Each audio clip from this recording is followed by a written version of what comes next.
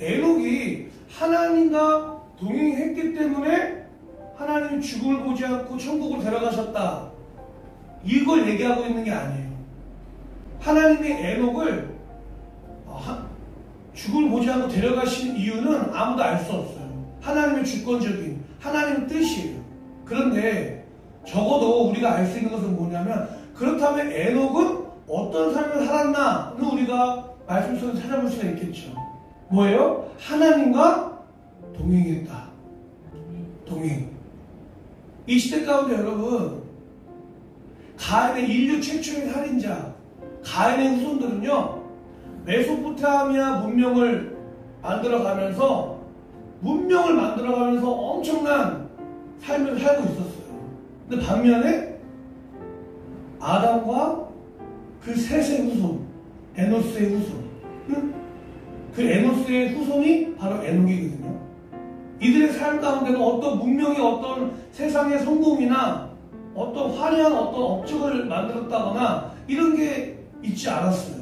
하나님 기준에서 세상의 성공을, 업적을 이루었던 가인의 후손들, 하나님을 떠나서 내가 내 인생의 주인과 왕되어 살았던 그 가인의 후손들의 그 열수, 그 시간은 하나님 앞에서 의미가 없었던 거예요. 죽은 시간들이었어요. 그런데 세상에 성공은 없었어요. 세상에 어떤 화려한 업적은 없었어요. 근데 하나님께서 그 날수를, 그 시간을 하나하나 다 계수하세요. 왜요? 하나님 앞에 그 시간이 의미가 있었기 때문에. 왜 의미가 있는 거예요? 그 시간이 하나님과 동행했던 시간이었기 때문에. 여러분, 동행이라는 이 단어는요, 원문을 보면 할라크, 뜻이 뭐냐면 함께 걷다라는 뜻이에요. 함께 걷다. 다또 찾아서 보니까 어때요, 여러분? 부부예요. 북 중에 엄정화가 나와요. 남편이 있어요. 부부라는 어떤 관계 안에 살고 있어요. 근데 어떻습니까? 그 남편이 엄정화 몰래 바라봐요. 근데 동행이라는 것은 여러분, 할라크, 함께 걷다라는 뜻인데, 아무리 부부 관계라도 어떤 세상에서 우리는 법적으로 부부 관계야 라고 할지라도 마음을 함께 하지 않고, 마음을 나누지 않고, 함께 바라보지 않고, 함께 생각하지 않고, 그냥 형식적인 관계, 그것을 동행한다, 할라크, 함께 걷다라고 얘기하지 않아요. 예수님을 믿음을 통해서 우리는 하나님의 자녀라는 어떤 관계 안에 우리 살아가고 있어요. 근데 여러분, 내가 분명히 하나님의 아버지라 부르고 예수님을 나의 주인과 왕으로 입으로는 고백해요. 그런데 오늘 이 시간 하나님 아버지의 마음이 어떠신지 제가 질문해볼까요? 여러분, 일주일 동안 하나님을 의식하면서, 하나님을 인식하고 생각하면서 살았던 시간이 얼마나 됩니까? 우리 다음 세대 얼마나 돼요? 1분 돼요? 10분 돼요? 밥 먹을 때 하나님 감사합니다 기도하고 먹나요? 잘 때 하나님 오늘 하루 지켜주셔서 감사합니다 기도했나요? 하루 시작하면서 하나님 오늘도 제가 이 하루를 시작하는데 하나님 저와 함께 해주세요 기도했나요? 어려운 일이 있을 때, 어떤 관계의 문제나 어떤 문제가 있을 때 그 문제 가운데 하나님 저와 함께 계심이 있습니다, 저 좀 도와주세요 기도했나요? 이런 거 없이 그냥 형식적으로 나 교회 다니니까, 나 예수님 믿으니까, 나 하나님의 자녀야, 아무 의미가 없다는 거예요. 그거는 동행이 아니에요. 동행이 아니에요. 그냥 그 드라마에 나오는 그 차정수 남편하고 엄정화랑 그런 관계야. 형식적으로 부부 관계인데 차정숙이 지금 간이 아파가지고 간을 이식을 해야 된대. 근데 남편이 내가 왜 간을 이식해야 돼? 막 이러잖아요. 그렇죠? 그게 동행하는 관계예요? 아니에요. 그거는. 근데 혹시 여러분, 우리도 하나님과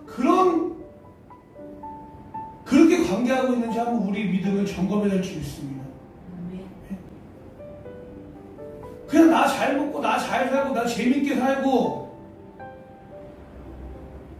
거기에만 꽂혀가지고 내 삶 가운데 함께 하시는 하나님에 대해서 한 번도 생각하지 않고 내가 어떤 죄를 져도 하나님의 마음은 어떠십니까? 한 번도 질문하지 않는, 그냥 하나님은 추상적인 그냥 존재라고 생각하고 있다면 여러분, 그것은 하나님과 동행하는 삶이 아니고 그것은 믿음이 아니에요.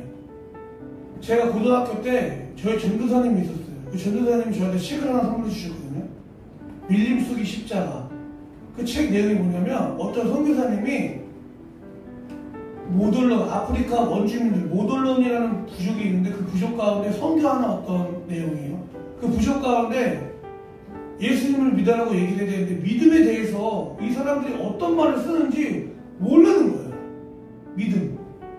예수를 믿어야 구원받는다고 얘기를 해야 되는데 믿음을 이 사람들도 어떻게 설명할까 고민하고 있는데 보니까 이 원주민들이 나무와 나무 사이에 해복을 걸어서 그물 침대를 만들어서 그 그물 침대에 쏙 들어가서 잠을 자더래요.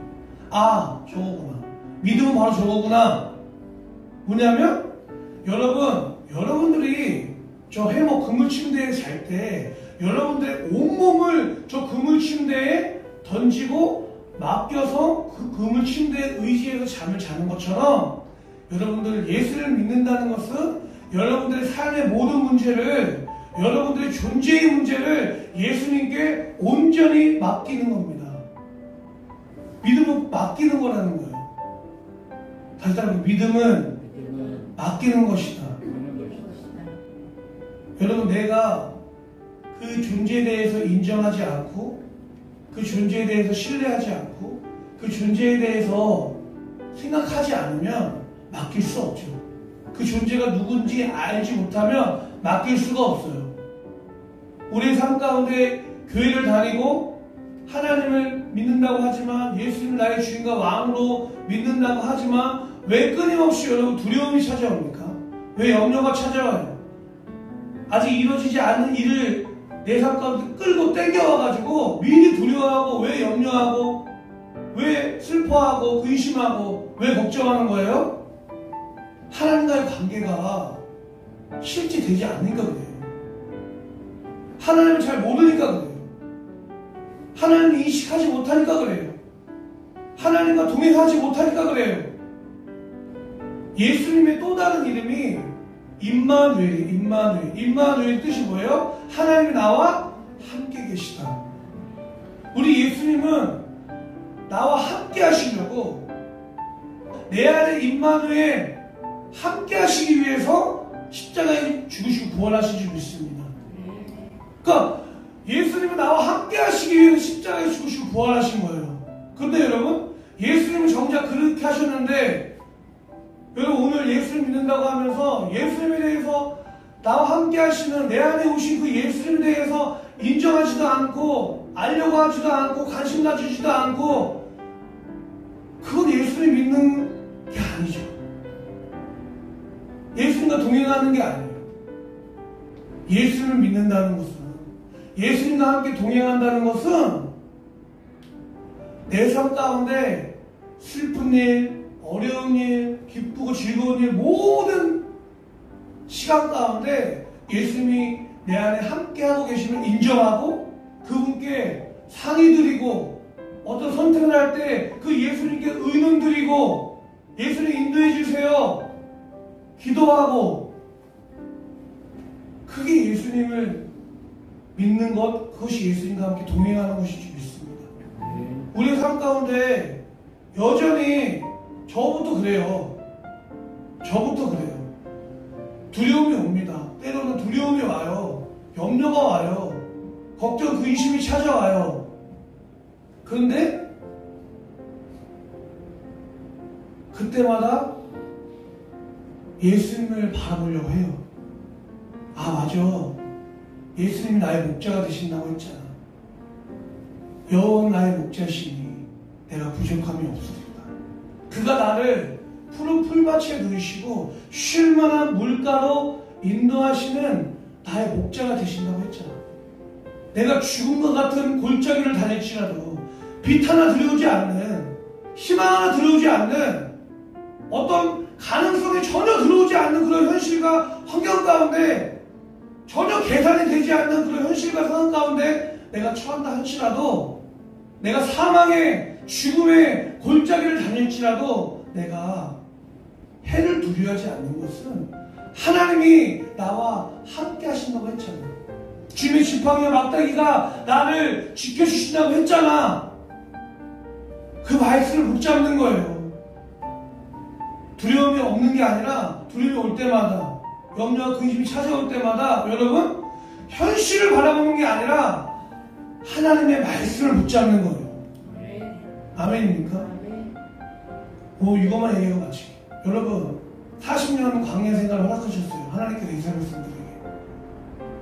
광야 생활을 허락하신 그 이유와 목적이 뭐라고 말씀하시는 줄 아세요? 내가 신명기 8장 말씀 보니까 내가 너희에게 이 광야, 이 어려운 고난의 시간을 허락하신 이유는 너희가 정말 내 말을 듣고 순종하는지 안 하는지 그것을 알아보기 위해서 고난을 허락하셨대요. 즉 뭐냐면 너희가 사는 삶이, 너희가 살아가는 삶의 원리가 현실만을 바라보고 사람이 떡으로만 사는 것이 아니라 하나님의 말씀으로 사는 삶인지 아닌지 그것을 알아보기 위해서 우리에게, 이스라엘 백성들에게 광야를 허락하셨다는 거예요. 오늘 말씀의 결론은 뭐냐면, 현실만 바라보면 아무리 생명 걸고 독립운동했던 사람이라도 그 길을 버렸던 변절자, 밀정이 되었던 그 사람들처럼 믿음의 길을 이탈할 수 있어요.